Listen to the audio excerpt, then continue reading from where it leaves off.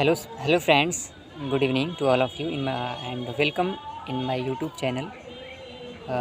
Let's talk about today मैंने आज choose किया है for the today topic I have chosen that G20. सो इस टॉपिक को मैं कई कई पार्ट्स में डिस्कस करूँगा क्योंकि this is a very important topic now a days because the G20 summits is going on in India and India is the president of the G20 summit of 2023 and the world leader will come in India in month of September in 2023. So let's discuss what is G20. So firstly the G20 एक ऐसी grouping है जो G20 एक economic organisation है of developing and developed country का, जो कि 1910 में फॉर्म हुआ था और उसके बाद से डेवलप्ड एंड डेवलपिंग कंट्री एक साथ आ करके इकोनॉमिक से रिलेटेड इश्यूज़ को रिजॉल्व करती हैं। जो भी प्रॉब्लम्स आ रही हैं इकोनॉमी में, वर्ल्ड इकोनॉमी में, उसको एक साथ आकर के रिजॉल्व करती हैं। और उसके बाद देखते हैं कि इसमें कितनी कंट्रीज़ हैं। सो इसमें 19 कंट्रीज़ हैं और एक यूरोपियन यूनियन है, जैसे कि यूएस हो गया, कनाडा हो गया, India, Indonesia, Brazil, Saudi Arabia and UK, France, Germany, Italy, Japan and many more countries and one is European Union. सो ये सब देश एक साथ आ करके मुद्दे पर चर्चा किया जाता है इकोनॉमी से रिलेटेड इश्यूज़ पर। बट कुछ टाइम से ये देखा गया अभी 1-2 साल से कि इसमें इंटरनेशनल रिलेशंस भी डिस्कस किए जा रहे हैं। जैसे कि 2021 की जो 2022 की समिट की बात करें तो वो हुई थी इंडोनेशिया में। तो वहाँ पे वर्चुअली जो जेलेंस्की हैं, व्लादिमीर जेलेंस्की, वो प्रेसिडेंट हैं ऑफ यूक्रेन के, तो उनको इनवाइट किया गया था। तो उन्होंने पार्टिसिपेट किया वहाँ पे और वो he was just criticising Russia, like Russia attacked on Ukraine and Russia should not be the part of G20।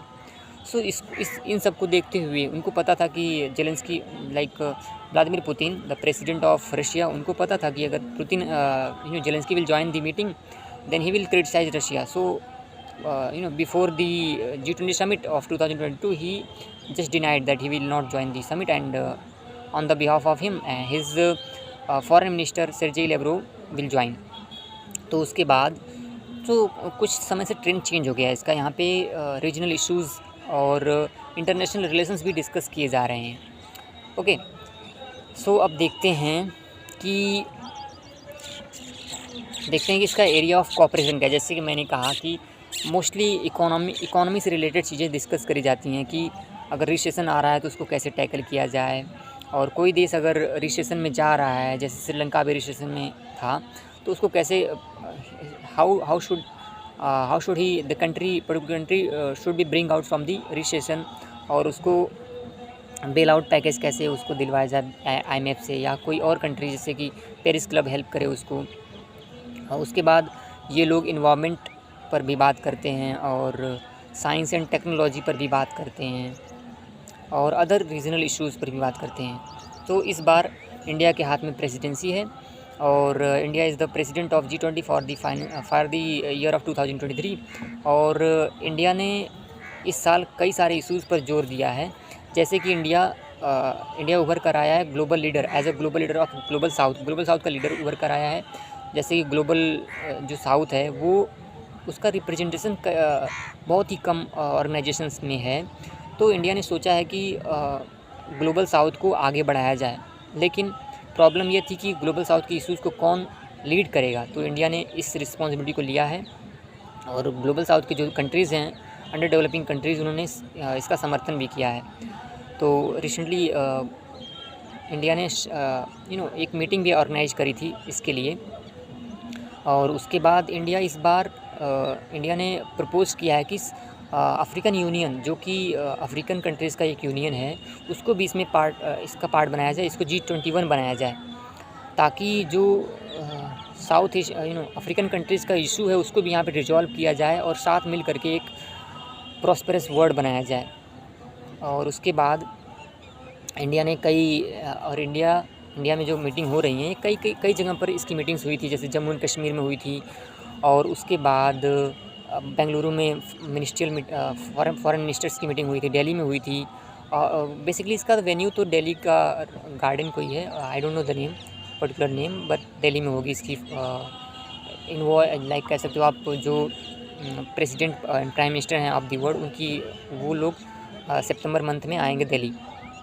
और उसके बाद उसके लिए कई सारी तैयारियां भी काफ़ी हुई हैं। और हम देखते हैं कि जैसे हम लोगों ने डिस्कस किया है ये सब होगा। कंक्लूजन में मैं यही कहूँगा कि इन कंट्रीज़ को, जैसे कि India is on the right track, India सही दिशा में चल रहा है और इंडिया को रीजनल इश्यूज़ पर भी फोकस करना चाहिए। जैसे कि इंडिया ने इनवाइट किया बांग्लादेश, इजिप्ट, तो इन सब की इश्यूज़ को भी इसमें सॉर्ट आउट करना चाहिए। और इंडो पैसिफिक पर भी बात होनी चाहिए अगर हो सके तो, क्योंकि चाइना इसमें है। और या यूक्रेन और रशिया के इश्यूज़, जो वार है उसका पीसफुली कोई सलूशन निकालना चाहिए। और रशियन प्रेसिडेंट व्लादिमीर पुतिन यहाँ पे आएंगे तो उनके साथ एक साइडलाइन मीटिंग भी इंडिया कर सकता है, इंडिया को करना चाहिए। और इंडिया को एक पीसफुल एक सलूशन लाना चाहिए थ्रू डायलॉग एंड डिप्लोमेसी के थ्रू, ताकि जो वर्ल्ड फेस कर रहा है energy security, issues related to energy security, food security and economic recession and inflation due to the Russia-Ukraine war, so that the issue can be resolved. So thank you and Jai Hind.